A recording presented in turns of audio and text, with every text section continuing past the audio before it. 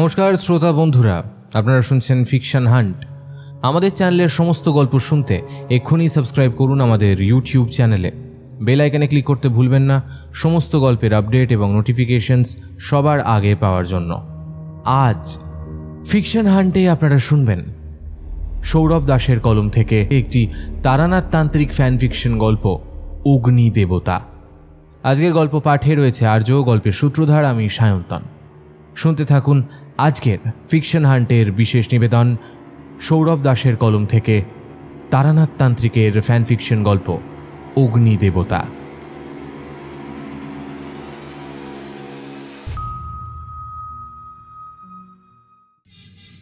আজ বিকেলবেলা অফিস একটু তাড়াতাড়ি ছুটি হয়ে যায়। কি করব ভেবে ভেবে একটা থিয়েটার দেখতে চলে যায়। অনেক দিন ধরে থিয়েটার হলে যাওয়া হয়নি। ভালোই লাগলো দেখে, 2-3 ঘন্টা বৃথা যায়নি। থিয়েটার দেখে সবে বাড়ির দিকে ফিরছিলাম। এই সন্ধ্যাবেলা কলকাতা শহরে যানবাহনে এত ভিড় হয় যে একটু অসাবধানতাবশত চললেই দুর্ঘটনা ঘটবে। থিয়েটারটা এতটাই সুন্দর ছিল যে মাথার মধ্যে হিরোর ডায়লগগুলো ভাসছিল। আপন মনে ডায়লগগুলো আওড়াতে আওড়াতে যখন রাস্তা পার হব বলে সবেমাত্র পা বাড়িয়েছি, অমনি পেছন থেকে তারানাথের গলা যেন শুনতে পেলাম। এই বিভূতি, যেও না, দাঁড়িয়ে যাও, সামনে বিপদ। আমি অবাক হয়ে তাকিয়ে পেছন দিকে দেখলাম, কই কেউ নেই তো চারপাশে। তাহলে মনে হলো তারানাথ চক্রবর্তী মশাইয়ের ডাক শুনলাম। তখনই সামনের দিকে তাকিয়ে দেখি একটা 4 চাকা গাড়ি ভীষণ গতিতে সোজা বেরিয়ে গেল রাস্তার মধ্যে থেকে। এত ছোট গলিতে এত দ্রুত গতিতে কে গাড়ি চালায়? নিশ্চয়ই পেটে রঙিন জল পড়েছে। ভাগ্যিস রাস্তা পেরোয়নি তখন, না হলে এতক্ষণে ওদের গাড়ির একেবারে সামনে এসে পড়তাম। আর ব্যাস বিভূতি, তোমার ভবলীলা চিরতরে সমাপ্ত হতো। জোর বেঁচে গেছি। তাহলে কি তারানাথ এসে বাঁচিয়ে দিয়ে গেল? সন্দেহ হলো। এই ভর সন্ধেবেলা বিশ্বাস করা কঠিন। এরপর অতি সাবধানে বাড়ির পথে পা বাড়ালাম। বাড়ি গিয়ে গিন্নিকে আর কিছু বললাম না। মেয়ে মানুষের এই এক দোষ। আমার অ্যাক্সিডেন্ট হয়নি, কিন্তু গিন্নিকে গিয়ে যদি বলি আর একটু হলে গাড়িটি আমায় উড়িয়ে দিয়ে চলে যেত, গিন্নি তাহলে আমায় এমন কথা শোনানো শুরু করতো, তখন মনে হবে যেন এর থেকে গাড়ির তলায় চাপা পড়লেই বোধহয় ভালো হতো। তাই গিন্নির কাছে বেমালুম চেপে গেলাম কথাটা। পরের দিন অফিস থেকে ফেরার পথে দেখলাম আকাশে হালকা হালকা মেঘ করতে শুরু করেছে। কালকের ঘটনার পর তারানাথের বাড়ি যাওয়ার ইচ্ছাটা মনের ভেতর বারবার উঁকি দিচ্ছিল। আজ আকাশে ঘন মেঘের সঞ্চার হওয়াটা সেই আগুনে ঘিতাহুতির কাজ করল। বাস থেকে নেমে তাই নিজের বাড়ি না গিয়ে চললাম মঠ লেনে তারানাথ তান্ত্রিকের বাড়ি। আজ তারানাথের জন্য কড়া পাকের সন্দেশ আর মিহিদানা নিলাম, সঙ্গে করে পাসিং শোয়ের একটা প্যাকেট তো নিলামই। এরপর কিশোরীর আসার জন্য একটু অপেক্ষা করলাম পাড়ার মোড়ে চা দোকানটার কাছে। আকাশে মেঘ করেছে। কিশোরী তারানাথের বাড়ি আসবে না তা কি কখনো হয়? দোকানে বসে বসে চা খাচ্ছি, অমনি দেখি কিশোরীটাও চা দোকানে ঢুকলো।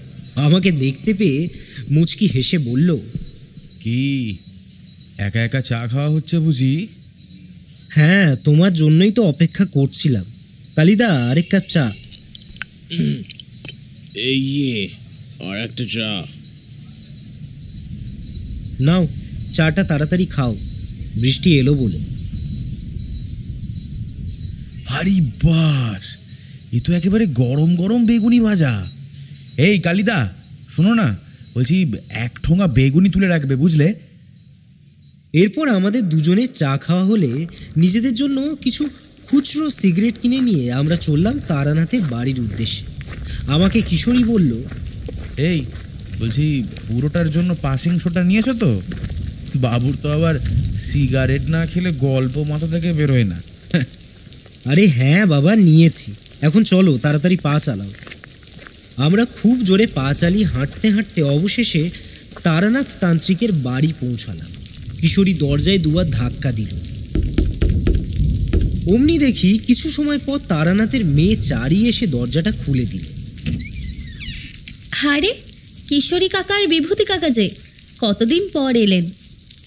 কি রে চারি, ভালো আছিস? এই নে ধর, এতে গরম গরম বেগুনি আছে। আচ্ছা। এই বলে চারি ভেতরে চলে গেল। আমি আর কিশোরীও তারানাথের বৈঠকখানায় চলে এলাম, যেখানে স্বয়ং তারানাথ চক্রবর্তী বসে আছেন। আমাদের দেখতে পেয়ে তারানাথ বলে উঠল, আরে তোমরা দুজন যে, তাই ভর সন্ধ্যেবেলা কি মনে করে হে? ওই আর কি। আপনি কেমন আছেন ঠাকুর মশাই? আপনাকে দেখার ইচ্ছে হলো তাই চলে এলাম। শুধুই কি দেখার ইচ্ছে, গল্প শোনার ইচ্ছে নয়? হ্যাঁ, সে তো অবশ্যই। এই ছোট স্বার্থটা তো নিশ্চয়ই আছে, সেটা অস্বীকার করব না। নিন ঠাকুরমশাই, এই বৃষ্টির সন্ধ্যেতে একটা জমিয়ে গল্প শুরু করুন দেখি। দেখো, তোমাদেরকে আমি আগেই বলেছি যে গল্প আমি বলি না। এসবই হলো আমার বাস্তব জীবনে ঘটে যাওয়া অভিজ্ঞতা। হ্যাঁ হ্যাঁ ঠাকুরমশাই, আমিও ওটাই বলতে যাচ্ছিলাম। আপনি কিশোরীর কথাই কিছু মনে করবেন না, জানেন তো ও ওরকমই। নিন নিন, আপনার বাস্তব জীবনের ঘটে যাওয়া একটা ঘটনা থেকে আমাদের কিছু শোনান। সে না হয় শোনাবো, কিন্তু তুমি তার আগে আমাকে একটা কথা বলো দেখি। তোমার ওই থলের মধ্যে আমার জন্য কিছু রাখা আছে কি? কড়া পাকের সন্দেশের গন্ধ পাচ্ছি যে আমি, আর তার সাথে আরো একটা কি মিষ্টি আছে বলে মনে হয়। আমি সবিস্ময়ে চিৎকার করে উঠে বললাম, কি আশ্চর্য কাণ্ড! আপনি কি করে জানলেন? এ তো সামান্য ঘটনা।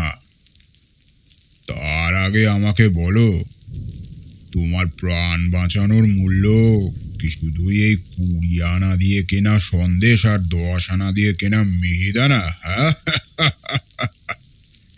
আমি বিস্ময়ের সাথে তাকিয়ে রইলাম তারানাথের দিকে। এও কি সম্ভব? নিজের তন্ত্রবলের দ্বারা তারানাথ কি সত্যি অসাধ্য সাধন ঘটাতে পারেন? তাহলে কিশোরী আমাদের কথার কোনো কুল খুঁজে না পেয়ে চিৎকার করে বলে উঠল, আরে বাবা, তোমরা কি নিয়ে এত কথা বলছো বলো দেখি? আরে আমাকেও একটু তো বলো। এ বিভূতি, তুমি বলবে নাকি আমি? আমি ওকে বলে দিচ্ছি ঠাকুরমশাই। এরপর আমি যতটা সম্ভব ছোট করে কিশোরীকে গতকালে সন্ধেবেলা আমার সাথে ঘটে যাওয়া সমস্ত ঘটনা খুলে বললাম। সব শুনে কিশোরীর একটাই বক্তব্য যে আমি আর তারানাথ দুজনে মিলে নাকি চক্রান্ত করে তাকে বোকা বানাচ্ছি। তার কথা শুনে তারানাথ যুক্তি দিয়ে বলে ওঠে, আরে মজা মজার জায়গায়, কিন্তু একটা কথা বলো, এই মাসের শেষে তোমার বন্ধুটি হঠাৎ 30 আনা দিয়ে আমার জন্য মিষ্টি কিনে আনতে যাবে কি শর্তে? ওর কি মাথা খারাপ হলো নাকি? কিশোরীও কি একটা বলতে যাচ্ছিল। আমি সামাল দিয়ে বললাম, আচ্ছা, ঘটনাটি সত্যি হোক কিংবা মিথ্যা, আমি মিষ্টিটা তো এনেছি। এবার আপনারা সেটি গলাধ্যকরণ করে আমায় উদ্ধার করুন। আর ঠাকুরমশাই, নিন আপনি এবার গল্পটি শুরু করুন। আচ্ছা বেশ, শোনো তাহলে। আজ পর্যন্ত আমার ভবঘুরে জীবনের অনেক ঘটনায় শুনেছ। বেতাল, পিশাচি, আরো কত অপদেবতার যে পাল্লায় আমি পড়েছিলাম, সেই সব ঘটনা তোমরা বহুবার শুনেছ। কিন্তু এইবার আমি যে ঘটনা কোনোদিন তোমাদের বলিনি, সেইটাই বলবো। ঘটনাটা হলো আমার মাকে নিয়ে। তখন বুঝতে পারিনি, কিন্তু আজ এই বুড়ো বয়সে এসে বুঝতে পারি, আমি আর যা হয়েছি, যা কিছু পেয়েছি, সবই আমার মায়ের পুণ্যের ফলে। আমার মা স্বয়ং শুভ শক্তির সান্নিধ্য পেয়েছিলেন এককালে। আজকের গল্প সেই ঘটনাকেই কেন্দ্র করে। এই সমস্ত ঘটনায় আমি শুনেছিলাম বড় হয়ে। সত্যি শুনে এখনো বুঝতে পারি যে ভাগ্যিস সেদিন মা মরে যায়নি, না হলে যে কি সর্বনাশ হতো সে তো ঈশ্বরই জানেন। যেহেতু মাকে নিয়ে এই ঘটনাটি ঘটেছে, তাই কাহিনী ঠাকুরদার মুখ থেকেই আমি তোমাদের সামনে তুলে ধরছি। আমার মায়ের যখন বিয়ে হয়ে যায় তখন মায়ের বয়স খুবই অল্প ছিল। মা ছিলেন সাধারণ গরিব ব্রাহ্মণ পরিবারের এক মেয়ে। তোমরা তো জানো তখনকার দিনে জাতপাত একটা বড় সমস্যা ছিল। যখনই দুই পরিবারের বিয়ে হতো তখন জাতপাত দেখে ছেলে মেয়েদের বিয়ে দেওয়া হতো। শুধু তখন কেন, এখনো জাতপাতের প্রচলন প্রায় সব জায়গাতেই রয়েছে। তো আমার মা আর বাবার বিয়ে হয়। পালকিতে করে বউ আসছে প্রথম শ্বশুর বাড়িতে। এরপর যখন পায়ে আলতা দিয়ে নতুন বউ ঘরে ঢুকবে, অমনি কোথা থেকে যেন একটা বড় ধবধবে সাদা লক্ষ্মী পেঁচা উঠতে উঠতে আমাদের ঘরের ভিতর ঢুকে পড়ে আর তারও স্বরে ডাকতে শুরু করে। সবাই অবাক হয়ে সেই পেঁচার দিকে দেখতে থাকে। ভিড়ের মধ্যে থেকে এক মহিলা গদগদ সুরে বলে উঠল, ও মা, কি কাণ্ড দেখেছ! এমন দৈব ব্যাপার আমি বাপু আমার 7 জন্মে দেখিনি। এ যে সাক্ষাৎ মা লক্ষ্মী এসেছেন গো তোমাদের চক্রবর্তীদের ভিটায়। তা না হলে এমন অদ্ভুত ঘটনা ঘটে কখনো? নতুন বউ বাড়িতে পা দেওয়ার সাথে সাথে এই এত লোকের ভিড়ে হুট করে লক্ষ্মী পেঁচা উড়ে এসে বসে। ভিড়ের মধ্যে সকলেই তাকে সায় দিয়ে একসাথে হ্যাঁ হ্যাঁ বলতে থাকে। আর তাই দেখে মায়ের শাশুড়ির সে কি আনন্দ! তিনি আনন্দের চোটে সকলের সামনেই বলে উঠলেন, তা লক্ষ্মী আমার বাড়িতে আসবে না তো কার বাড়িতে আসবে? আমার এই শ্বশুরের ভিটে হলো দৈব ভিটে। এই ভিটেতে অনেক সাধু সন্ন্যাসী মানুষের জন্ম হয়েছে। তা আমার শ্বশুর মশাই, তিনিও তো আর কম সন্ন্যাসী ছিলেন না। তিনি বাড়িতেই সংসার, ধর্ম আর ভগবানের সেবা একসাথেই করে গেছেন। হ্যাঁ রে, কে আছিস? এই নিয়ে আমার ট্যাঙ্কের চাবি। বাম দিক থেকে 3টে শরীর ধরে নিচে আমার সীতাহারখানা রাখা আছে। নিয়ে আয়, ওটা দিয়েই বৌমাকে আশীর্বাদ করব। মায়ের পাশ থেকে আমার বাবা বলে উঠলেন, আরে মা, কি করছো? এটা তো তোমার শাশুড়ি তোমাকে দিয়েছিল বাড়িতে ঢোকবার প্রথম দিন। এমনকি বোনেরাও তো তোমার কাছে বারবারই হারটা চেয়েছে। কই, তুমি তো তাদেরকেও দাওনি, তাহলে ওকে দিচ্ছ কেন? একদম চুপ কর তো। নিজের মায়ের ওপর কথা বলবি নাকি রতন? আমার শাশুড়ি ওটা আমায় দিয়েছেন, আর আজ আমি শাশুড়ি হয়ে আর এক লক্ষ্মীকে দিচ্ছি। আমার এই নতুন বউ ঠিক এর মান রাখবে, দেখবি। এই বলে তিনি নাকি সেই সীতাহার আমার মায়ের গলাতে পরিয়ে দিলেন। এরপর বেশ কিছু মাস সুখে শান্তিতেই মা সংসার করেন। কিন্তু কিছু মাস পর বাড়িতে এক অদ্ভুত ঘটনা ঘটে। ঠিক অদ্ভুত বলা যায় না, বরং এক কাকতালীয় ঘটনাই ঘটে। ঘটনার সূত্রপাত হয় একদিন ঠিক বৃহস্পতিবার সকালে। মা সবে ঘুম থেকে উঠেছেন। বিছানায় বসে বসে মনে মনে ভগবানকে স্মরণ করে দিনের কাজ শুরু করবেন এমন কথা ভাবছেন। অমনি মায়ের বহু বছরের চেনা এক পশুর ডাক তিনি শুনতে পেলেন। পশু? সকাল সকাল কি পশু বলুন তো ঠাকুর মশাই? মানে সকাল সকাল তো আমরা অনেক পশুরই ডাক শুনতে পাই, তাতে অবাক হওয়ার কি আছে? মায়ের সেদিন অবাক হওয়ার কারণ ছিল, কারণ মা এই পশুটিকে ছোটবেলা থেকেই মানুষ করেছে। পুরো ঘটনাটা খুলেই বলি। আমার মা যখন ছোট ছিলেন তখন তার দূর সম্পর্কের এক মামার সাথে তিনি কোনো এক দূরের পাহাড়ে ঘুরতে গিয়েছিলেন। তো সেখানে নাকি এক বৃদ্ধ সাধু গোছের লোক মাকে নিজের কাছে ডাকেন। মা প্রথমটায় যেতে রাজি হননি, কিন্তু মামা সাথে থাকায় মা ওই সাধুর কাছে গিয়ে নিজের হাত দেখায়। সাধু মায়ের হাত দেখে বলেছিল, তোর কপালে দেবযোগ এবং অপশক্তি যোগ দুই লেখা আছে। এর মানে হলো তুই একই জীবনে শুভ শক্তি ও অশুভ শক্তি এই দুই শক্তিকেই খুব কাছ থেকেই দেখবি, কিন্তু দুই শক্তি অতি ভয়ঙ্কর। তাই তুই সেই শক্তির সংস্পর্শে এলে নিজেকে ঠিক রাখতে পারবি কিনা সে নিয়ে আমার সন্দেহ আছে। তুই এক কাজ কর, এই বাক্সটি নে। যদি খুব দরকার না পড়ে তাহলে এই বাক্সের ঢাকনা কোনোদিনও খুলবি না। রোজ সকালে উঠে শুদ্ধ বস্ত্র পরিধান করে এই বাক্সে জল ঢালবি ও একটি মন্ত্র উচ্চারণ করবি, তাহলেই তোর ভালো হবে। ও হ্যাঁ, আর একটি কথা, আজকের পর ঠিক 2-1 বছর পর তোর কাছে একটি রাম ছাগলের বাচ্চা আসবে। তাকে তুই নিজের সন্তানের মতো পালন করিস।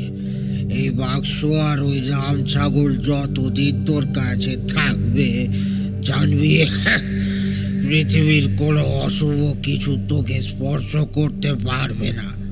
তোর সাথে কেবল শুভ জিনিসই ঘটবে, আর তুই রাজ রানী হবি। আর কোনোদিনও যদি সেই রাম ছাগলের কোনো ক্ষতি হয় তাহলে জানবি তোর এবং তোর আশেপাশের মানুষদের উপর চরম সর্বনাশ তখন নেমে আসবে। যা যা, এখন ভাগ। তখনই মায়ের ওই দূর সম্পর্কের মামা পাশ থেকে বলে ওঠে, কিন্তু সাধুজি, আপনি এতে তো ওর জীবনকে আরো বিপদের মধ্যে ঠেলে দিলেন। এ কথা সত্য যে এই মেয়েটি অতি সুলক্ষণা, ও যেখানে যায় শুধু মঙ্গলই হয়, কিন্তু আপনি ওর যেই ভবিষ্যৎবাণীটি করলেন তা শুনে মনে হলো যদি ওই বাক্স বা ভবিষ্যতে আগমনকারী ওই প্রাণীটির কোনো ক্ষতি হলে আমার ভাগ্নির ওপর চরম সর্বনাশ নেমে আসবে। তখনও কি করবে সাধুজি? কেন, আমি আছি। আমার নাম ভৈরবনাথ সাধু। ঠিক এই স্থানে এই সময় যদি কেউ আসে সে ঠিক আমার দর্শন লাভ করবে, সে যত বছর পরেই আসুক না কেন। আচ্ছা বেশ সাধুজি, এখন বিদায় দিন আমাদের। এই বলে আমার মা আর ওই মায়ের মামা ওই স্থান থেকে চলে আসেন। ঠিক 1 বছর পর সত্যি সত্যি এক সকালবেলা একটা ছাগলের বাচ্চা ম্যা ম্যা করতে করতে আমার মামা বাড়িতে চলে আসে। আমার মামা বাড়ি গ্রাম থেকে একটু দূরেই ছিল, তাই অন্য কারুদের যে ছাগল হবে তার সম্ভাবনা নেই।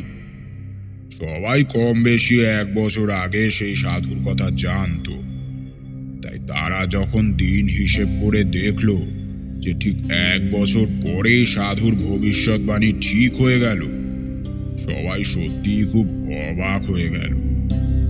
তবু তারা একটু আধটু পাড়ায় গিয়ে খোঁজ নিয়ে দেখলো কারুর বাড়ির সত্যিই ছাগলের বাচ্চা হারায়নি তো। সব থেকে অবাক করার ব্যাপার ছিল যে ওই ছাগলের রং ছিল পুরো টকটকে লাল বর্ণের। সেই ছাগলটিকে দেখতে সেদিন আমার মামা বাড়িতে গোটা গ্রামের লোক এসেছিল এরপর আমার মা অতি যত্নে সেই অদ্ভুত ছাগ শিশুটিকে ধীরে ধীরে বড় করতে থাকে। মা তার নাম রাখেন লক্ষ্মী। বড় মিষ্টি দেখতে ছিল লক্ষ্মীকে। ওর গলায় মা একটি ঘন্টি বেঁধে দিয়েছিল। সারাদিন শুধু ম্যা ম্যা করত আর মায়ের পিছনে ঘুরে বেড়াতো। ও যখন চলতো ওর গলার ঘন্টিটা থেকে ডং ডং করে আওয়াজ আসতো। কিছু বছরের মধ্যেই সেই লক্ষ্মী একটি পূর্ণবয়স্ক রাম ছাগলে পরিণত হয়। মায়ের যত্ন আত্তি পেয়ে লক্ষ্মী রীতিমতো ছোটখাটো একটা গরুর মতনই বড় হয়ে উঠেছিল। সবচেয়ে বিশেষ জিনিস যা লক্ষ্মীকে আরো বিশেষ বানাতো তা ছিল ওর শিং। বড় বড় মহিষের যেমন বাঁকানো বড় ধরনের শিং হয়, লক্ষ্মীরও ঠিক অমন বড় শিং ছিল। তো এমন সুন্দর লক্ষ্মীকে আমার মাকে বিয়ের দিন ছেড়ে আসতে হয়। তার কারণ নতুন বউ বিয়ের সময় এক ছাগলকে তার সাথে এনেছে। তা শুনে লোক যতটা না হাসাহাসি করত, তার চেয়েও বেশি লোক সেটাকে বাঁকা চোখে দেখত। মায়ের মাথা খারাপ ভেবে লোকে পিঠ পিছে বদনাম করত। তাই নিজের সন্তানের মতন লালন পালন করা লক্ষ্মীকে মাকে ছেড়ে আসতে হয়। মা তাই শ্বশুর বাড়ি এসে কয়েক মাস ভীষণই মনের দুঃখে ছিলেন। তাই সেদিন সকালবেলা সবে মাত্র মন্ত্র পড়তে পড়তে সেই সাধুজির দেওয়া বাক্সে জল ঢালছেন, অমনি সময় শুনতে পান ঘরের বাইরে সেই লক্ষ্মীর আওয়াজ। আমার বাবাও ছিলেন সেই স্থানে। বাবা মাকে বললেন, কই গো, দেখো তো, বাইরে সেই ভোরবেলা থেকেই একটা ছাগল যেন ডেকেই চলেছে। বাড়ির দারোয়ানকে শুনলাম 2-3 বার হেট হেট করে তাড়িয়েও দিল, কিন্তু ছাগলটা মনে হয় বারবার ফিরে আসছে। কি ব্যাপার বলো তো? মা সব শুনে টুনে বললেন, সে কি, কই দেখি চলো তো। এরপর মা পড়ি কি মুড়ি করে দৌড়তে দৌড়তে বাড়ির বাইরে এসে দেখেন মায়ের আদরের সেই লক্ষ্মী দাঁড়িয়ে আছে মায়ের দিকে করুণ ভাবে তাকিয়ে। মা ছুটে গিয়ে লক্ষ্মীকে জড়িয়ে ধরল, তার চোখে মুখে চুমু খেলো, প্রাণ ভরে তাকে আদর করল। আজ কতদিন পর মা আর সন্তান আবার একসাথে। বাড়ির সমস্ত লোকেরাও ততক্ষণে বাড়ির বাইরে চলে এসেছেন। তারা অবাক হয়ে সেই ঘটনা দেখতে লাগলো। অনেক সময় পর আমার এক কাকা মাকে প্রশ্ন করলো, এ কি করছো বৌদি? ওই ছাগলটাকে তুমি চেনো নাকি? কাদের ছাগলে? আর কি অদ্ভুত দেখতে একে। বাবা, এমন ছাগল আমি বাপের জন্মেও দেখিনি। এরপর পাশ থেকেই আমার এক কাকি বলে ওঠেন, হ্যাঁ, সেই না সেই কোথাকার এক কুৎসিত রাম ছাগল এসেছে, তাকে ধরে এমন চুমু খায় কেউ। ইস, ছি ছি ছি। তুমি যদি স্নান না করে ঘরে ঢুকেছো নতুন বউ, তাহলে তোমার একদিন কি আমার একদিন। ও হ্যাঁ, একটা কথা বলে রাখি, মায়ের বিয়ের দিন যেহেতু মায়ের শাশুড়ি মানে ঠাকুমা মাকে বাড়ির সবচেয়ে দামি সীতাহারটি দিয়েছিলেন, তাই সেই সূত্রে বাড়ির বাকি বউদের মায়ের প্রতি ভীষণ রাগ ছিল। আসলে তারা প্রত্যেকেই এই আশায় ছিলেন যে ওই হারটি আসলে ঠাকুমা ওদেরকেই দেবেন।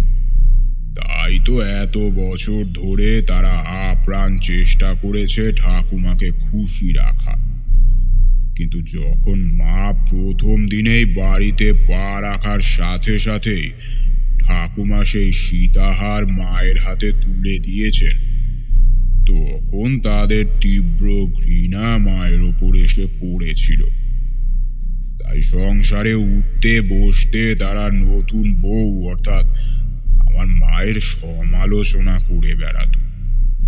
সে যাই হোক, কাকিমার ওইরূপ কটূক্তি শুনে মা বললেন, না না দিদি, ও বাইরের কোনো ছাগল নয়, ও তো আমার লক্ষ্মী, আমার আদরের লক্ষ্মী।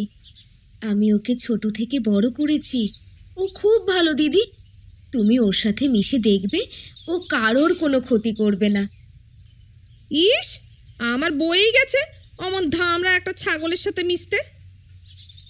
পাশ থেকে আমার কাকা কাকিমাকে ধমক দিয়ে বললেন, আহ গিন্নি, হচ্ছেটা কি?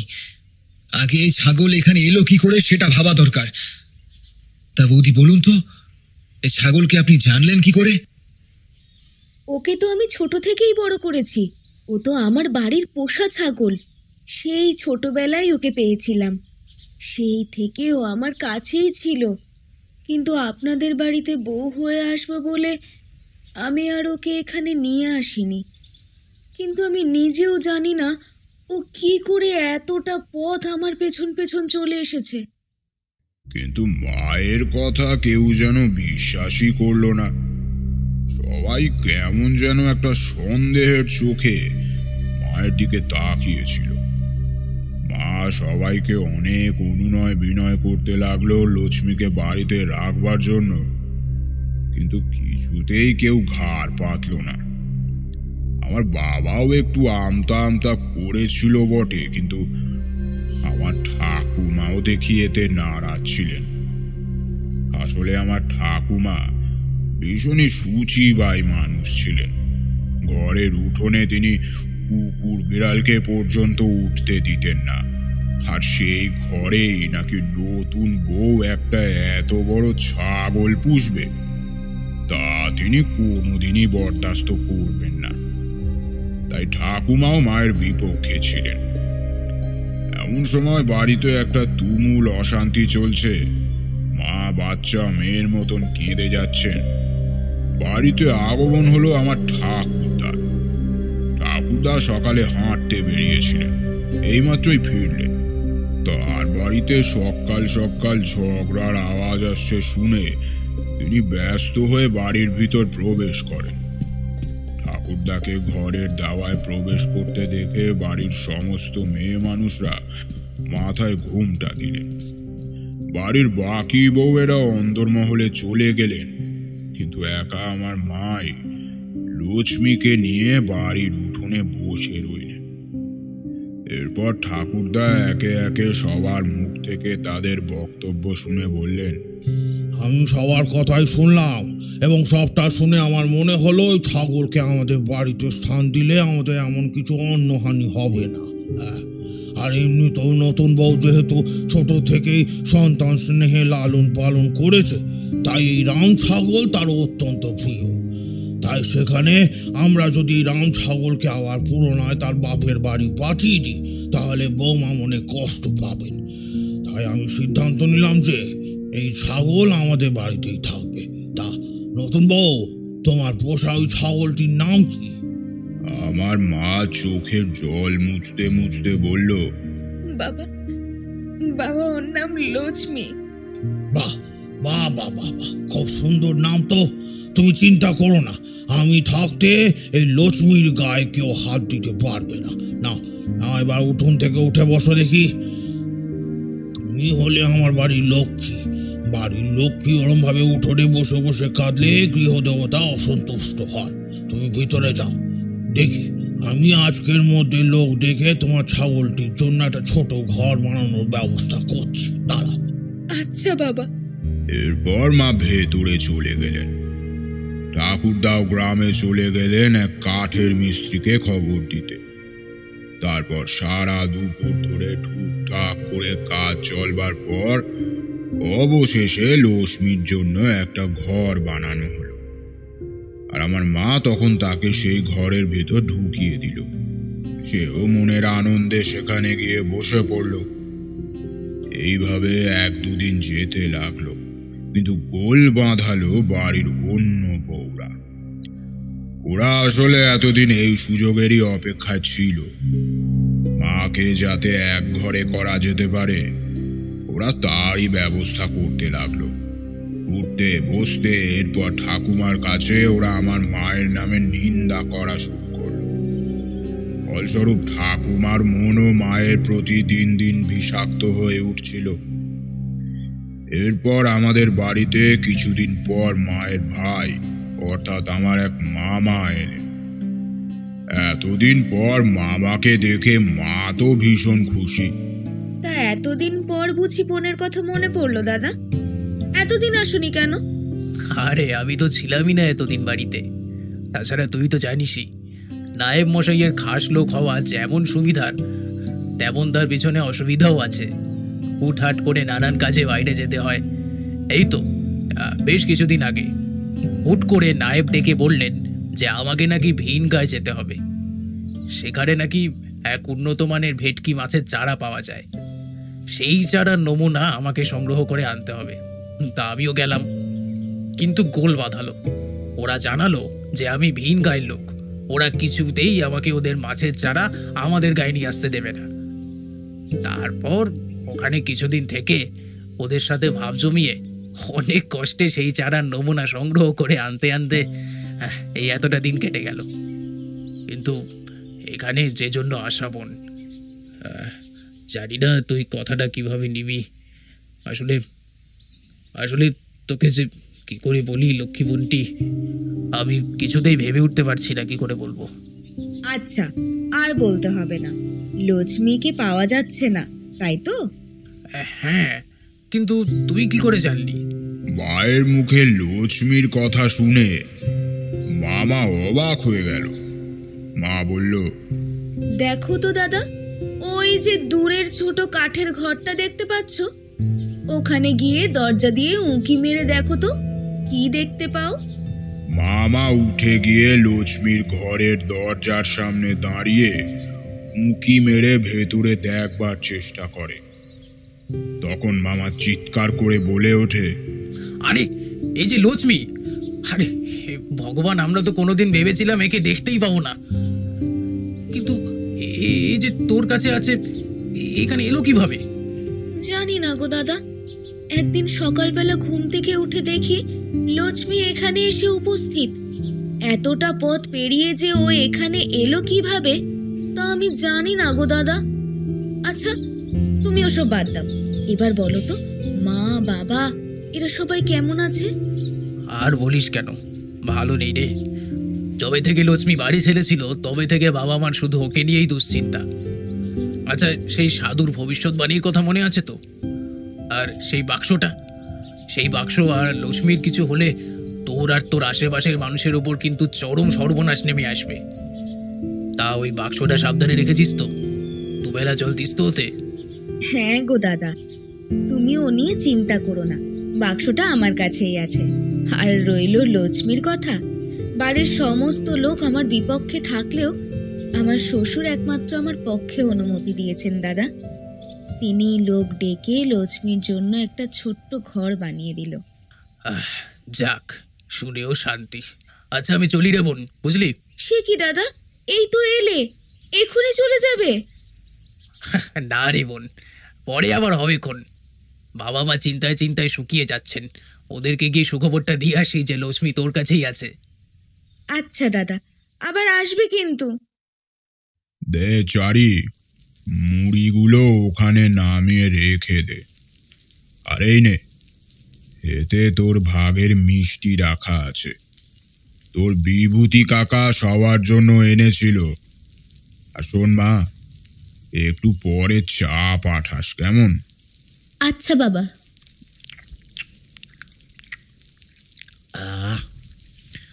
যাই বলো, এই সমস্ত গৃহপালিত পশু পাখিরা সত্যিই খুব কাছের হয়, বুঝলে? আমরা নিজেদের কোনো প্রিয়জন মারা গেলে যতটা না কষ্ট পাই, তার চেয়ে 1000 গুণ বেশি কষ্ট পায় আমাদের নিজের হাতে পোষা কোনো জীবজন্তু মারা গেলে। হ্যাঁ, ঠিকই বলেছ ভাই। ছোটবেলায় আমারও এক পোষা টিয়া পাখি ছিল। আমি তার নাম দিয়েছিলাম মিঠু। আমাদের বাড়ির পাশে রতন মাঝি নদী ধারে জঙ্গল থেকে আমার জন্য নিয়ে এসেছিল। আমি সারা দিন ওর সাথে খেলতাম, ঘুরে বেড়াতাম। আহা, সে কি দিন ছিল। কিন্তু হঠাৎই কি মনে হলো ওকে শীতকালে স্নান করিয়ে দিলাম। বিকেলের পর থেকে দেখলাম মিঠু কিছুটা ঝিম মারা হয়ে আসছিল। আমার ভয় লাগতে শুরু করেছিল।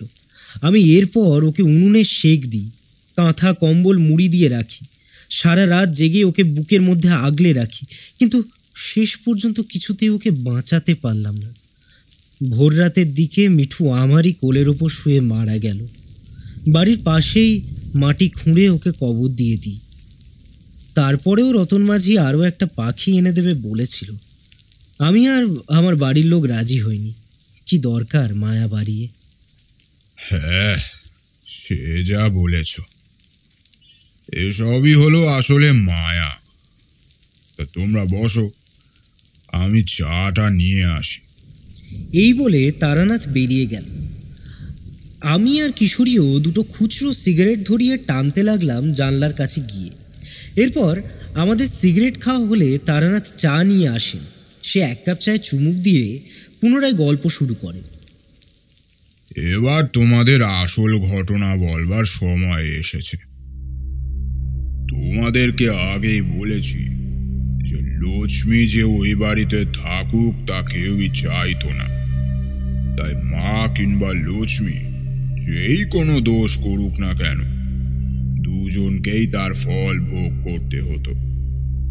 মা সংসারের কোনো কাজে ভুল করলে মাকে লক্ষ্মীকে নিয়ে কথা শুনতে হতো, আর লক্ষ্মী যদি কোনো গাছের পাতা খেয়ে নিত তাহলে লক্ষ্মীর গায়ে এসে পড়তো মোটা লাঠির মার।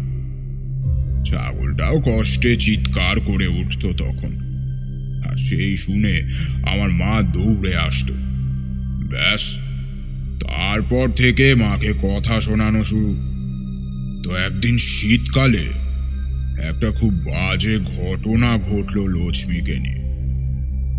লক্ষ্মী ছাগলটি এমনিতে খুবই শান্ত প্রকৃতির, কাউকেই কিছু বলে না।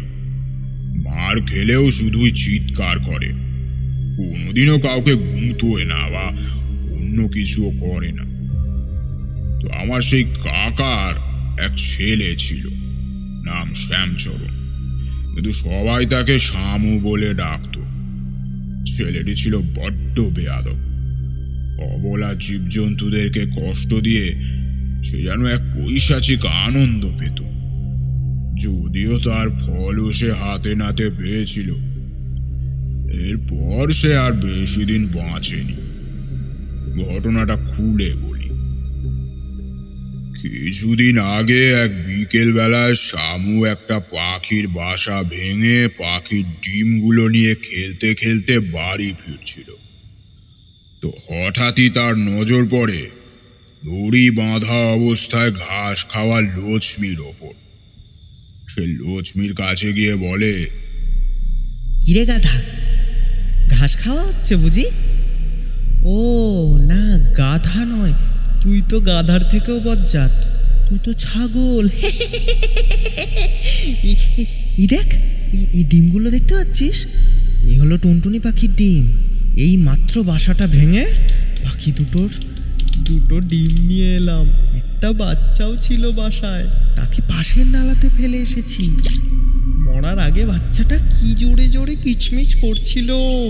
আহ, কি শান্তি, কি শান্তি। জানিস আমি এবার এই বাকি দুটো ডিম দিয়ে কি করব?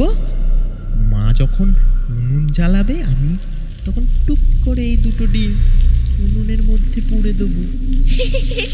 কি মজা তখন, ডিমগুলো পুড়ে ছাই হয়ে যাবে।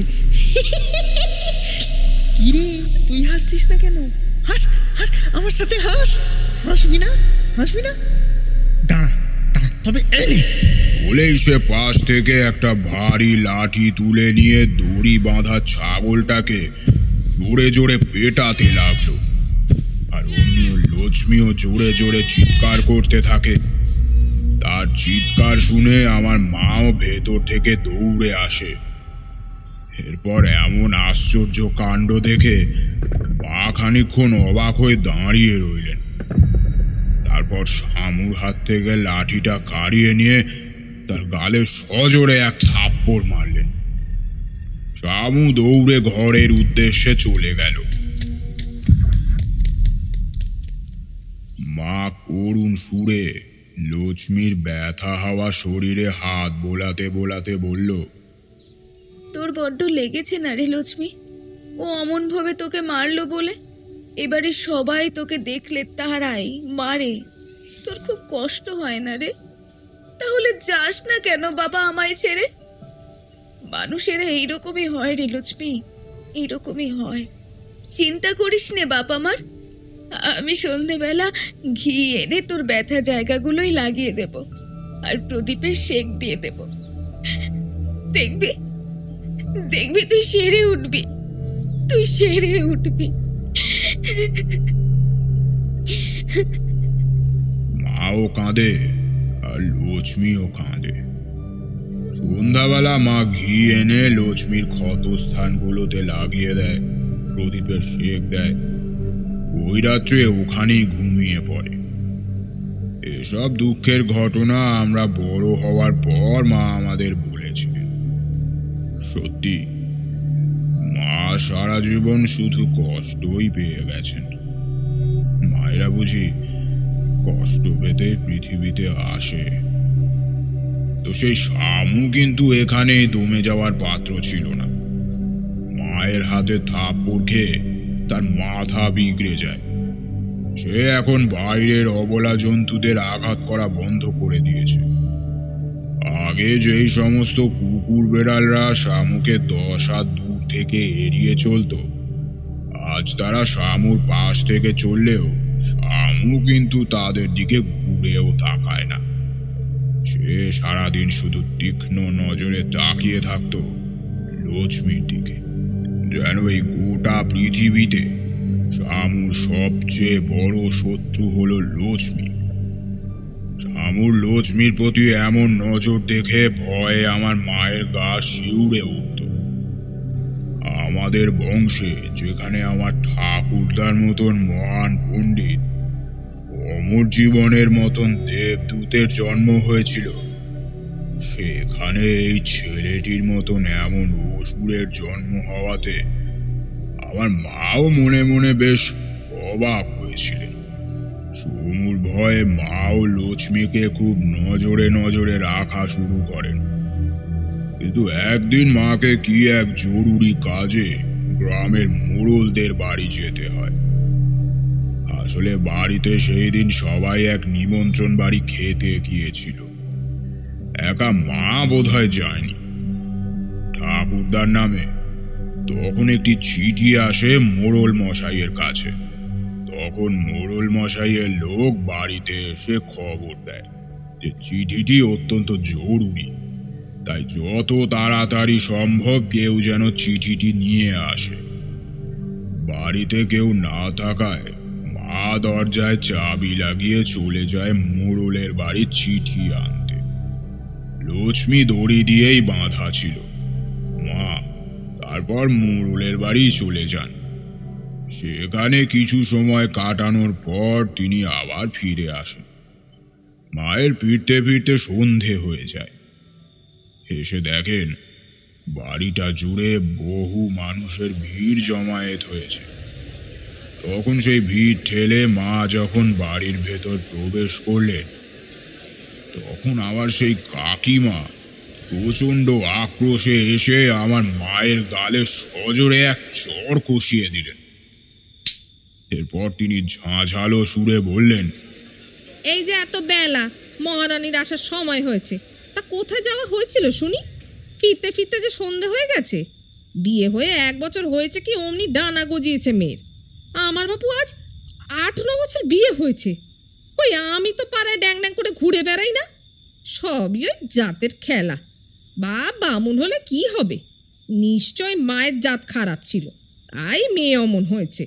খবরদার দিদি, আমি ভুল করেছি, আমাকে বকুন, কিন্তু আমার বাপ মা তুলে কথা বলবেন না।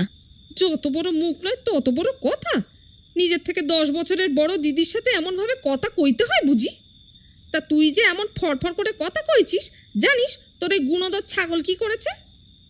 আমার ছেলে শামুর ছাতিতে ওই অত বড় শিং নিয়ে গুতিয়ে দিয়েছে। আমরা এসে দেখি ছেলে আমার শুয়ে হেসফেস করছে। ওনারা সবাই বৈদ্যর কাছে নিয়ে গিয়েছে। তোকে বলে দিলাম, আমার ছেলে যদি কিছু হয় তাহলে তোর ওই ছাগলকে আমি পিটিয়ে মেরে ফেলবো আজই। না দিদি, ও কাজ লক্ষ্মী করেনি। সে অমন নয়, আর করলেও বিনা কারণে পশুরা কাউকে আঘাত করে না দিদি। বিনা কারণে পশুরা কাউকে আঘাত করে না দিদি? যা গিয়ে দেখ তোর ওই ছাগলকে। ওর ওই একটা পা আমি তারা দিয়ে ভেঙে খোঁড়া করে দিয়েছি। আমার ছেলের যদি কিছু হয় তাহলে ওর বাকি পা সমেত শরীরের সব কটা হাড়গোড় আমি ভেঙে দেব। সে কি? এরপর মা গিয়ে সত্যিকারের আবিষ্কার করে যে লক্ষ্মীর একটা পা পুরো থেতলে গেছে, রক্ত বেরোচ্ছে অনর্গল। মা হাউ হাউ করে কাঁদতে লাগলো। ওখানকারই কয়েকজন লোকের সাহায্যে অত বড় লক্ষ্মীকে কোনো প্রকারে গরুর গাড়িতে করে এক পশুদের কবিরাজের কাছে নিয়ে যাওয়া হলো। তারপর প্রায় একই সময় পরই লক্ষ্মীকে নিয়ে মা আর কাকার ছেলেকে নিয়ে বাড়ির লোকরা ফিরে এলো। বৈদ্য চিকিৎসায় কাকার ছেলেটি অনেকটা সুস্থ হয়ে উঠলেও লক্ষ্মীর একটা পা কেটে বাদ দিতে হয়। মা প্রায় পাথরের মতন হয়ে গিয়েছিলেন। সেদিনের পর থেকেই কাকাদের সাথে আমাদের সম্পর্ক আর আগের মতো থাকলো না। ও হ্যাঁ, বলা ভালো, সেদিন রাত্রেই কোনো এক অজ্ঞাত কারণে কাকার ধানের গোলাতে আগুন লেগে যায়। কিন্তু আশ্চর্যের বিষয় হলো, কাকার ধানের গোলার পাশে আমার বাবা সমেত কাকার বাকি ভাইদেরও ধানের গোলা ছিল, কিন্তু সেদিন একমাত্র কাকার ধানের গোলাতেই আগুনটা লেগেছিল। নেহাত আমার বাবা মায়ের পাশেই শুয়েছিল, তাই বাবা প্রমাণ থাকায় কাকিমা মাকে এর পেছনে দায়ী করতে পারেনি। না হলে ওনার যা মন, তাতে উনি হয়তো বলেই দিতেন যে আমার মা লক্ষ্মী মিলেই বোধহয় আগুন লাগিয়েছে কাকার ধানের গোলায়। এরপর বেশ কিছু মাস যাওয়ার পর পরিস্থিতি একটু একটু করে স্বাভাবিক হতে শুরু করে, কিন্তু খুব বেশি দিন সবকিছু আগের মতন থাকলো না। শেষ অঘটনটি যখন ঘটে তখন আমার দাদা মায়ের পেটে। মাকে স্বাদ খাওয়ানোর জন্য নিজের বাপের বাড়ি যেতে হবে, কিন্তু লক্ষ্মীকে ছেড়ে মা কিছুতেই যাওয়ার মন হলো না। এদিকে না গেলে উপায়ও নেই, তাই অগত্যা মার বাবাকে যেতেই হলো। বাপের বাড়ি যাওয়ার আগে মা আমার ঠাকুরদার পা ধরে বললেন, বাবা, আমার লক্ষ্মীকে আপনার ভরসায় রেখে গেলাম। এখানে কেউ ওকে ভালোবাসে না, কেউ ওকে রাখতে চায় না। একমাত্র আপনারই ওর প্রতি টান আছে। বাবা, আমি যতদিন না ফিরছি ততদিন কিন্তু আপনার দায়িত্বে আমার এই সন্তানটিকে ছেড়ে গেলাম। হ্যাঁ মা, তুমি কোনো চিন্তা করো না। তোমার এই বাবা যতক্ষণ বাড়িতে আছে তোমার ওই লক্ষ্মী সুরক্ষিতই থাকবে। তুমি সাবধানে যাও। বেশ বাবা। এই বলে আমার বাবা মা ঠাকুরদার পায়ের ধুলো নিয়ে চলল মায়ের বাপের বাড়ি। এরপর বেশ কিছুদিন কাটতে থাকে। ঠাকুরদার কড়া নজর লক্ষ্মীর ওপরে থাকায় তার কাছে পরিবারের বাকিরা কেউ আর ঘেঁষতে পারত না। তো একবার আমার ঠাকুরদাকে গ্রামের কোন এক জরুরি কাজে যেতে হয়েছিল। ঠাকুরদা যাওয়ার আগে ঠাকুমাকে পই পই করে বলে গেলেন, শোনো গিন্নি, আমাকে গ্রামের এক বিশেষ কাজে কিছুদিনের জন্য বাইরে যেতে হবে। ছোট বউয়ের এখন ওই ছাগলের প্রতি রাগ একটু কমেনি, তা ওই বউয়ের চোখ দেখলেই ভালো করে বোঝা যায়। ঠিক ওখানে যে ওই মেয়েকে ঘরে তুলেছিলাম এখন তা ভাবি। ছেলেকে বিয়ে দেওয়ার আগে আমি তোমাকে বই বই করে বলেছিলাম এই মেয়ের কোষ্ঠী দেখে আমার সুবিধা মনে হয়নি, কিন্তু তুমি ওই বরপণ লোভের আশায় আমার কথা শোনোনি। এখন বোঝো কাকে ঘরে নিয়ে এসছো। কোথায় কি? আচ্ছা তুমি বলো, বেচারির একটি মাত্র ছেলে, তাকে যদি ওই অত বড় রাম ছাগল গুতো মারেও ভাবে, তাহলে সে কেন রাখবে না? ওই ছাগলের ওপর রাগাই তো উচিত, তবুও তো সে তাড়া দিয়ে মেরে একটা পা খোড়া করেছে। আমি হলে ওই জন্তুর সব কটা ঠ্যাং গড়িয়ে দিতাম। একটি মাত্র ছেলে, হ্যাঁ একটি মাত্র ছেলে। ওই ছেলের কোষ্ঠী আমি দেখেছি, ওর মধ্যে অসুর প্রবৃত্তি আছে। নিরীহ পশু পাখিদের মেরে ও শান্তি পায়। কি পাপ করেছিলাম যে এবং সেই অসুর জন্ম হয়েছে। হ্যাঁ, ও কি কথা! আর নিজের নাতি সম্বন্ধে তোমার এমন কথা বলতে মুখে বাঁধলো না? না বাদলো না, তবে আমি বই বই করে বলে গেলাম, লক্ষ্মীর উপর তোমরা কিন্তু কোনো অত্যাচার করবে না। এবারই কেউ সেটা জানে না, কিন্তু আমি জানি ওই লক্ষ্মী আসলে এক দিব্য পশু। ওর কিছু হলে এই বাড়ির ওপর সর্বনাশ নেমে আসবে। তোমাকে এসে সবটা বলবো, এখন আর আমার সময় নেই, আমি আসছি। এই বলে আমার ঠাকুরদা চলে গেলেন। ঠাকুরদার মুখ থেকে এই প্রথম লক্ষ্মীর সম্পর্কে এমন কথা শুনে আমার ঠাকুরমার মনে কেমন যেন একটা ভয় ভয় ভাব জন্মালো। ঠাকুমা তাই লক্ষ্মীকে একটু এড়িয়েই চলতেন। কিন্তু এই বাড়িতে এমনও একজন তখনও ছিলেন যে খেঁক শিয়ালের মতন বহু দিন ধরে ঠিক এরকমই একটা সুযোগের সন্ধানে ছিলেন, আমার কাকিমা। তিনি মনে মনে নানান ফন্দি করতে লাগলেন কি করে ওই রাম ছাগলটিকে মারা যায়।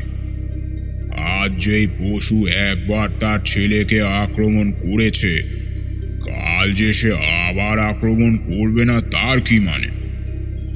মনে মনে কাকিমা বদলা নেওয়ার জন্য বদ্ধপরিকর হয়ে উঠলেন।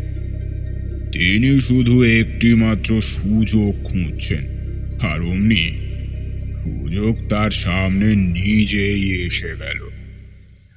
আমাদের গ্রামটি তখন ছিল ভিন রাজ্যের খুবই নিকটবর্তী।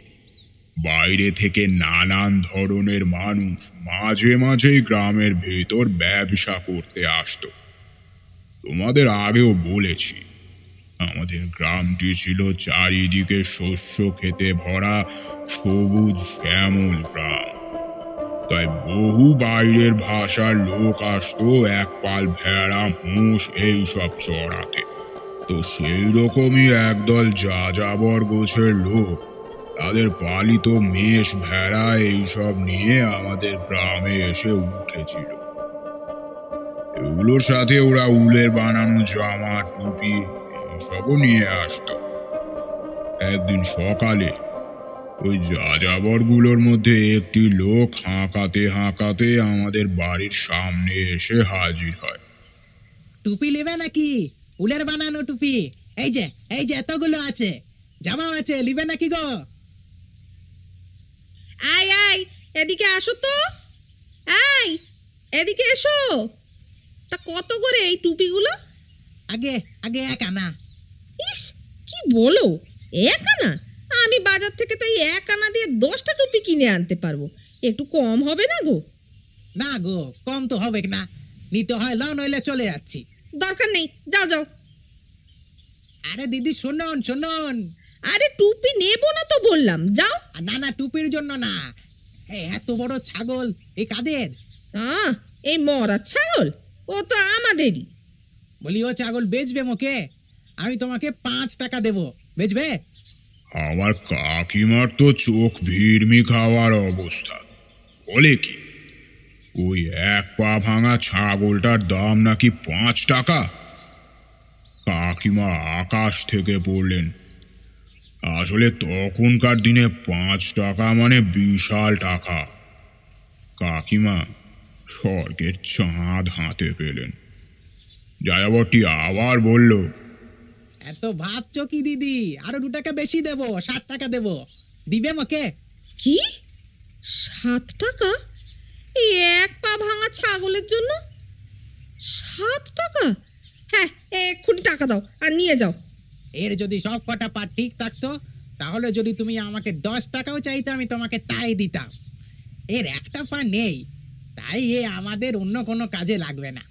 আমরা এর চামড়া প্রথমে তুলে নেব, ওইটাই বেচবো, বাকি এর মাংস মারা সবাই মিলে খেয়ে নিব।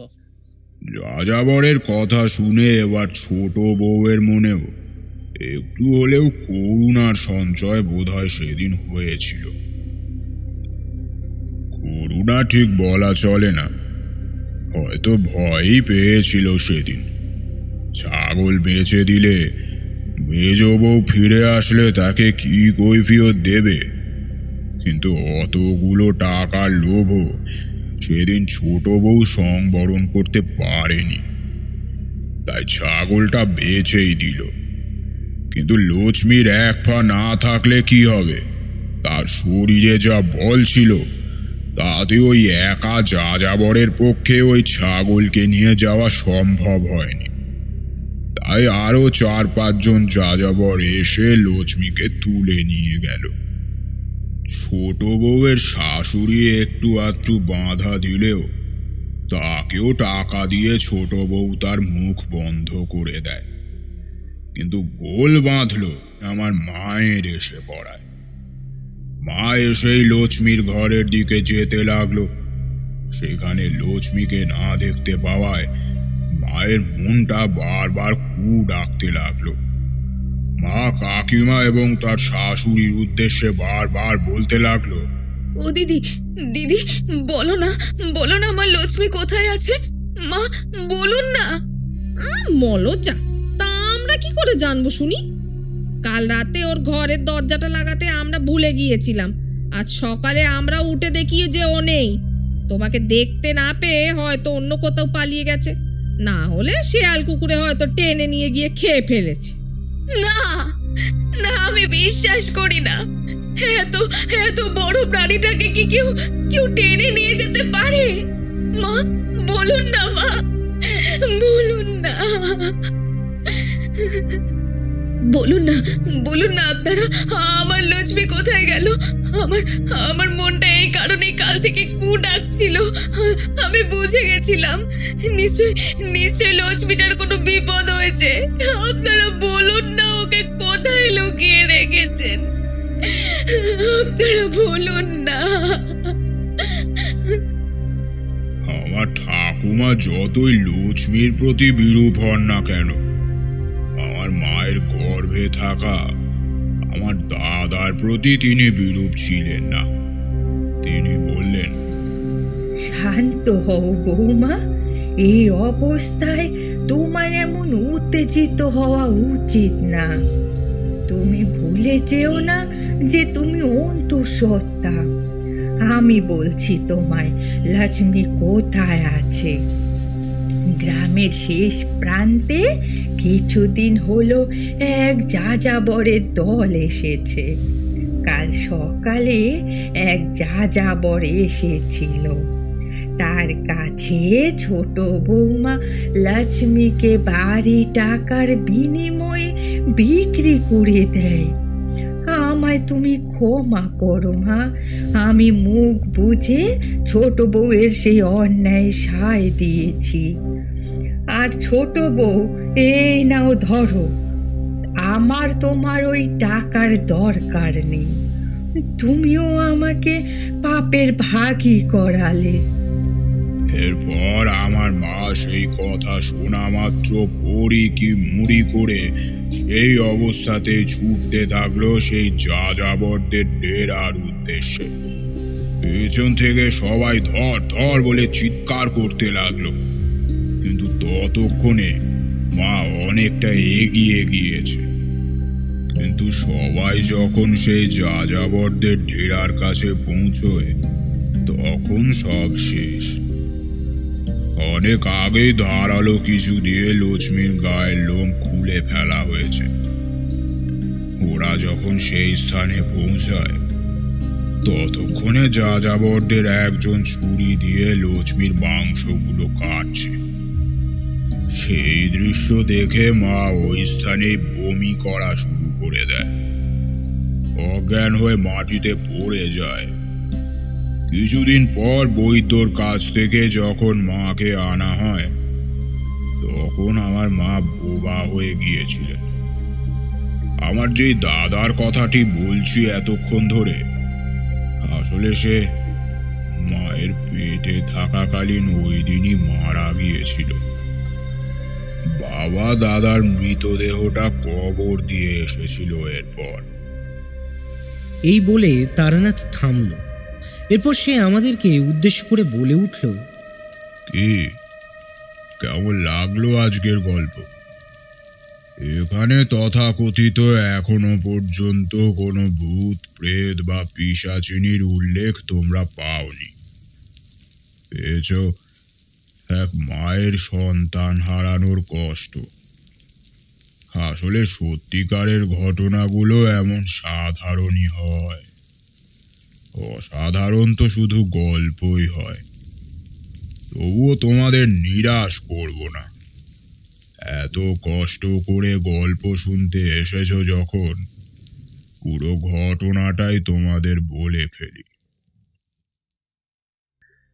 একে সন্তান বিয়োগ, দুয়ে সন্তান সমতুল্য লক্ষ্মীর বিয়োগ মাকে পাথরের মতন করে দিয়েছিল। যেদিন লক্ষ্মীর ছাল চামড়াবিহীন দেহটা সেই যাযাবর কাটছিল, সেই দিনই মা হাউ হাউ করে যা শেষ কেঁদেছিলেন। তারপর থেকে মাকে আর কেউ কাঁদতেও দেখলো না, কথা বলতেও দেখলো না। ধীরে ধীরে মায়ের খাবারের প্রতিও অনীহা দেখা দিতে লাগলো। মায়ের গায়ের রং ধীরে ধীরে কালো হতে থাকলো, আর চোখের রং কালোর বদলে হলুদ হতে থাকলো। মা চুলে চিরুনি দেয় না, আলতা পরে না, স্নান করে না, এমনকি ভালো করে খাওয়া দাওয়া পর্যন্ত করে না। এরপর আমাদের বাড়িতে প্রচুর কাক আসতে থাকলো। এখানে কাক, ওখানে কাক, বাড়ির চারিদিকে শুধু কাক আর কাক। কাকের আওয়াজে যেন কান পাতা দায় হয়ে গেল। এরপর বাড়িতে কালো বিড়ালের আগমন হতে লাগলো। যখনই বাড়ির কোনো পুরুষ কোনো শুভ কাজে বেরোতে লাগলো, প্রতিবারই কালো কুচকুচে এক বিড়াল এসে হাজির হয়। সে যে কোথা থেকে আসে আর কোথায় যে লুকিয়ে যায় তা কেউ বলতে পারে না।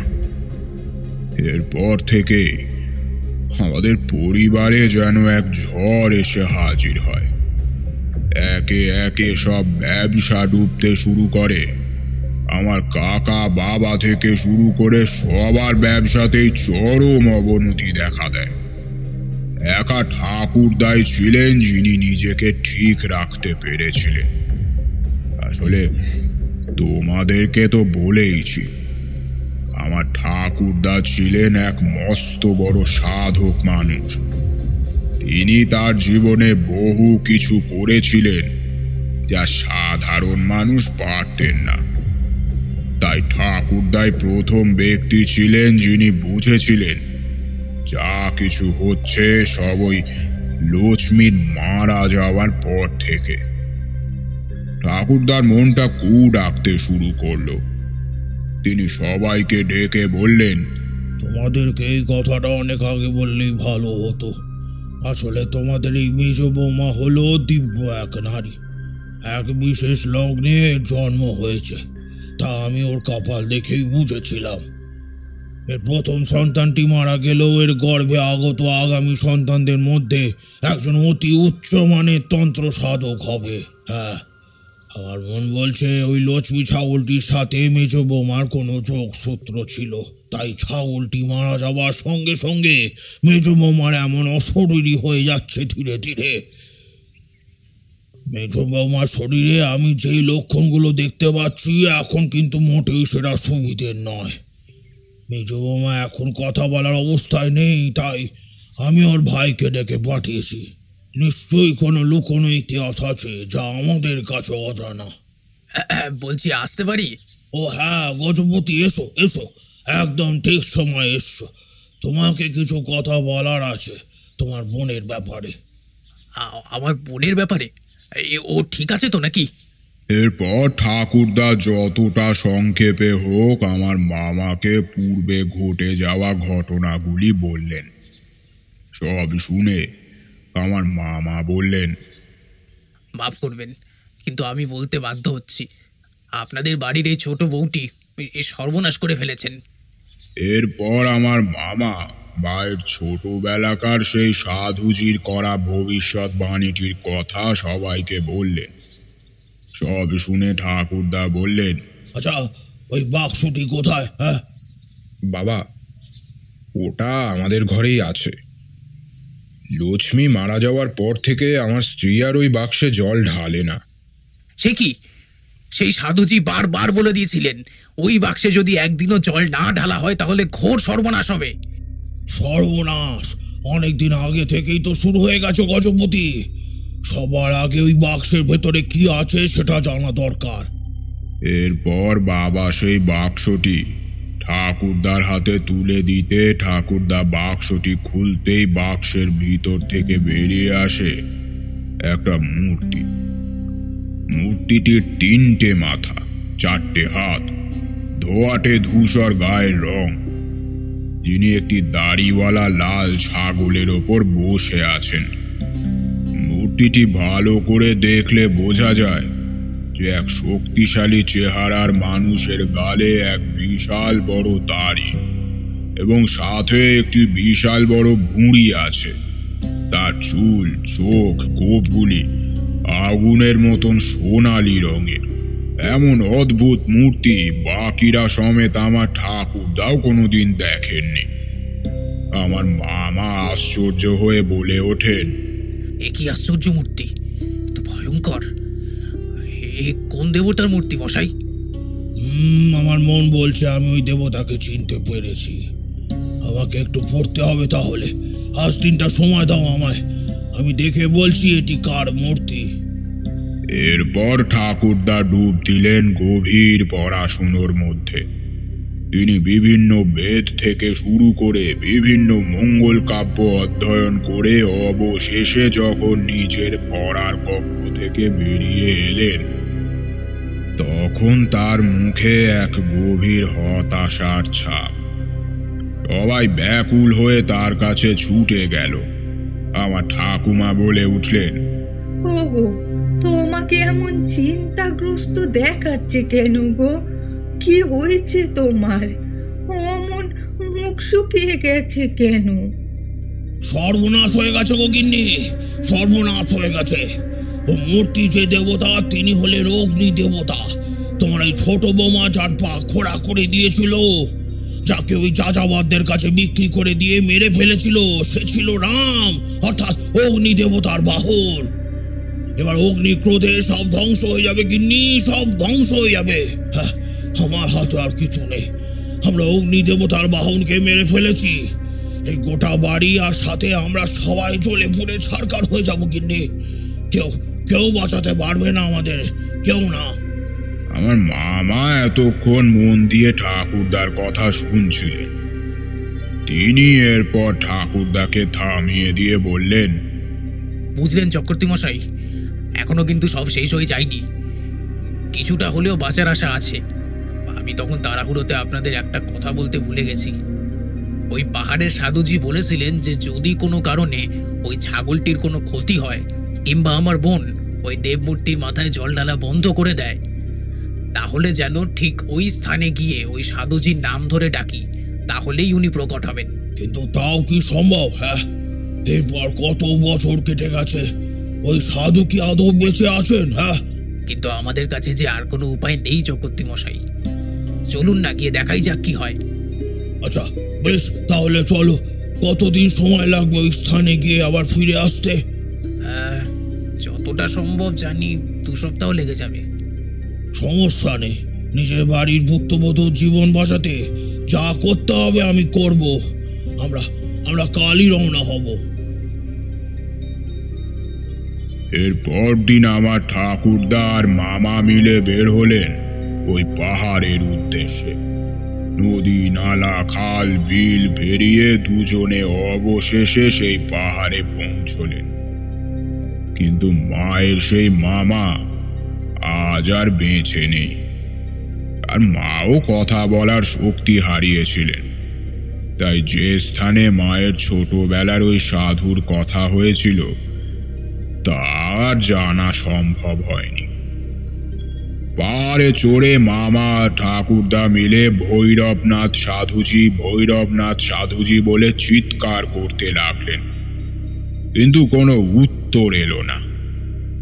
অবশেষে প্রায় 2 বেলা ধরে সেই সাধুকে খোঁজবার চেষ্টা করেও যখন তার টিকিটিরও খোঁজ পাওয়া গেল না, তখন বাধ্য হয়ে ঠাকুরদা মামাকে বললেন, ও বুঝলে গজপতি, এখানে আর সময় নষ্ট করে কাজ নেই। চলো ফিরে যাই। দেখি আমি কোনো উপায় বের করে নেবো ঠিকই। চলো। হ্যাঁ চক্রবর্তী মশাই, চলুন ফিরে যাই। ভীষণ জলতৃষ্ণা পাচ্ছে। এই পাহাড়ের এত উঁচুতে জল পাবেন কোথায় বলুন তো? নিচের দিকে চলুন, ওখানে পেয়ে যাব ঠিক। জল খাবি? এই নে। হঠাৎ মামা এবং ঠাকুরদা একসাথে চমকে উঠল। তারা দেখল তাদের সামনে সমস্ত গায়ে ছাই ভস্য লাগানো এক অতি বৃদ্ধ সাধু এসে দাঁড়িয়েছে, যার এক হাতে একটি ত্রিশূল এবং অপর হাতে একটি জলের পাত্র। ঠাকুরদা সেই পাত্রটি নিয়ে গলায় জল ঢেলে বললেন, আপনি? তোরা এতক্ষণ যে মানুষটার নাম ধরে ডাকছিলি, আমি সেই রে আহাম্মকের দল। আমি ভৈরবনাথ। তাহলে আপনি এতক্ষণ প্রকট হননি কেন? সে আমার ইচ্ছে, তোদেরকে বলতে যাব কেন? তাহলে লক্ষ্মী আর নেই, তাই তো? আর ওই বাক্সের ঢাকনাও তোরা খুলে ফেলেছিস, তাই তো? কিন্তু আপনি এত কিছু জানলেন কি করে?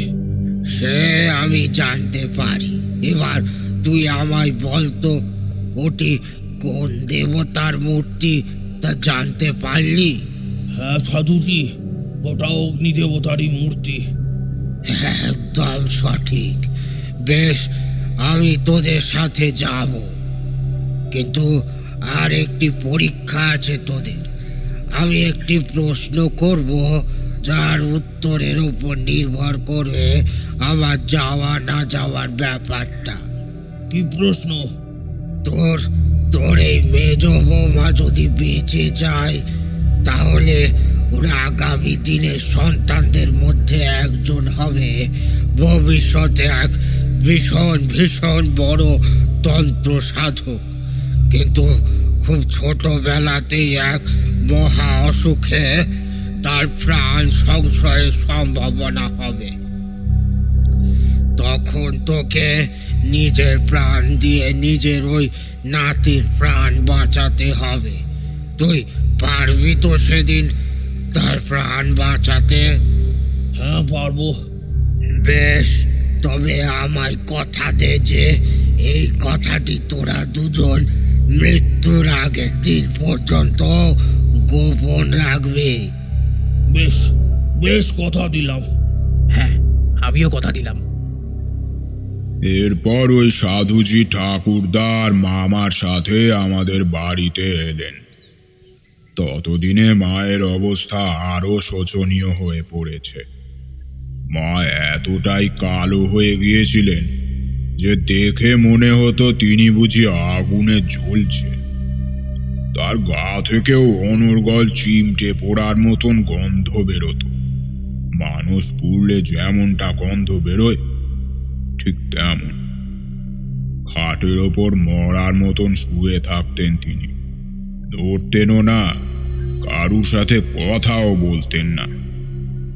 ওই সাধু এসে আমাদের বাড়ির অগ্নিকোণে এক যজ্ঞ আরম্ভ করলেন।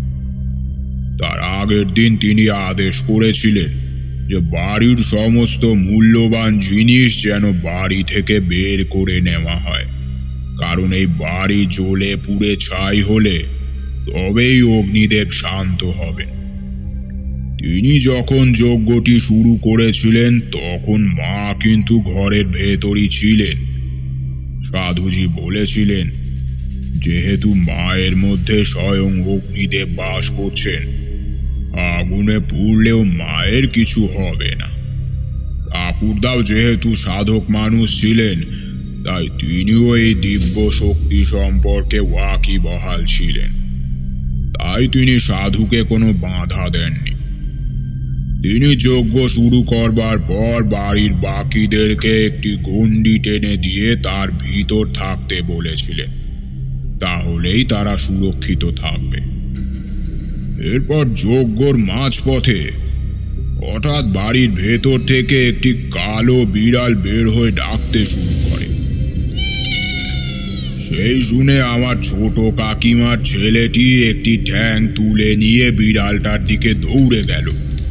সবাই তাকে আটকাতে গেল, কিন্তু ওই যে পশু পাখি দেখলে তার মধ্যে এক পিশাচ জাগরিত হয় তাদেরকে মারবার জন্য।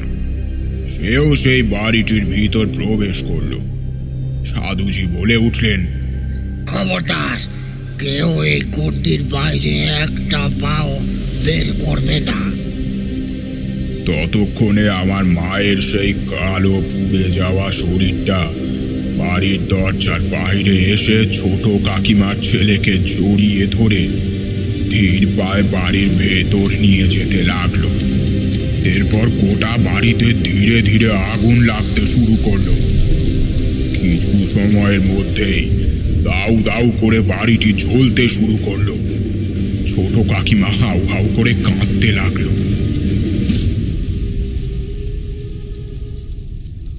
অবশেষে যখন আগুন থামলো, ততক্ষণে ছাই হয়ে যাওয়া সব কিছুর মধ্যে একমাত্র আমার মায়ের সম্পূর্ণ সুস্থ দেহটি অজ্ঞান হওয়া অবস্থায় পড়ে রইল। কিন্তু এটা তো ঠিক হলো না ঠাকুর মশাই, শেষে কিনা একটা শিশুকে মরতে হলো। ও, মানুষের শিশু বলে তার জীবনের দাম আছে, আর ছাগলের বাচ্চা বলে তার জীবনের দাম নেই? তুমি নিজেও একটা ছাগল। গল্প শেষ, যাও যাও, বেরো আমার বাড়ি থেকে।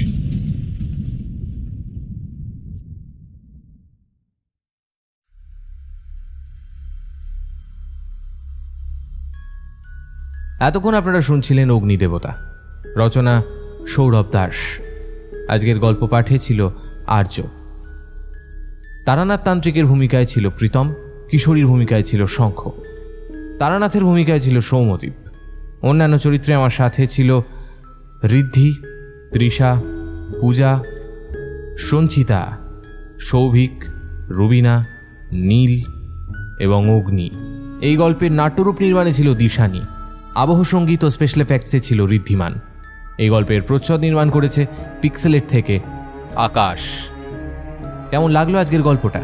এই গল্পটা যদি ভালো লেগে থাকে অবশ্যই ভিডিওটিকে একটি লাইক করে দেবেন, চ্যানেলটা সাবস্ক্রাইব করতে ভুলবেন না, বেল আইকনে ক্লিক করে দেবেন সমস্ত গল্পের আপডেট এবং নোটিফিকেশনস সবার আগে পাওয়ার জন্য। আগামী পর্বে আবার দেখা হবে আপনাদের সাথে। সবাই ভালো থাকবেন, সুস্থ থাকবেন আর ফিকশন হান্টের সাথে থাকবেন। নমস্কার, শুভরাত্রি।